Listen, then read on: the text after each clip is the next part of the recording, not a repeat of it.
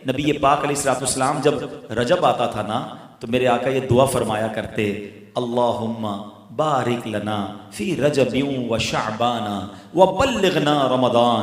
ए रब्बे करीम, रमजान में रजब और शाबान में बरकत अता फरमा और हमें रमज़ान से मिला दे। रजब का एहतराम करना ये अल्लाह को कितना महबूब है। हज़रत ईसा रूहुल्लाह अला नबीना वालेस्सलातु वस्सलाम के दौर का मैं आपको एक वाक़या सुनाता हूँ कि एक शख्स था, एक मुद्दत से एक औरत के बारे में उसके दिल में बुरे ख्यालात थे और एक बार उसको मौका मिला, उस औरत पर उसने कंट्रोल हासिल कर लिया। करीब था कि वो गुनाह करता।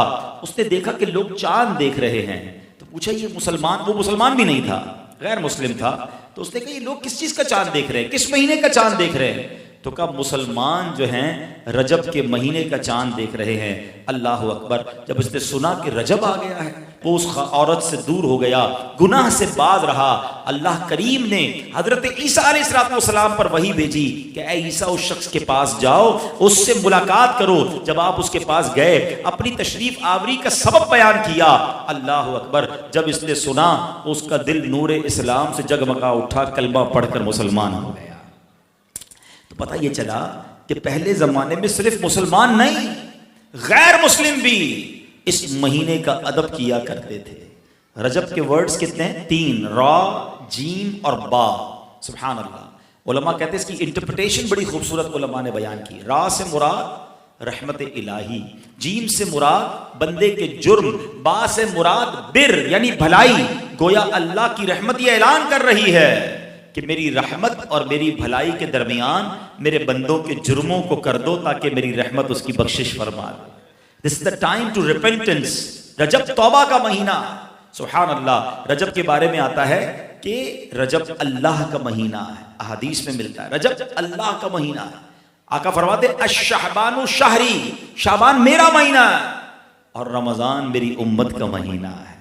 तो ये बहुत खूबसूरत सीक्वेंस शुरू हो रही है। ये महीने जाया करने वाले नहीं, हाँ ये महीने अल्लाह की रहमत को लूटना है इस महीने में। और सुभान अल्लाह, एक बहुत खूबसूरत बात मैं बताऊं कि नबी पाक अलैहिस्सलाम फरमाते हैं 5 रातें ऐसी हैं जिसमें दुआ रद्द नहीं होती। हदीस पाक फरमाया रजब की पहली रात, 15 शाबान शबे बरात जो होती है, ठीक है।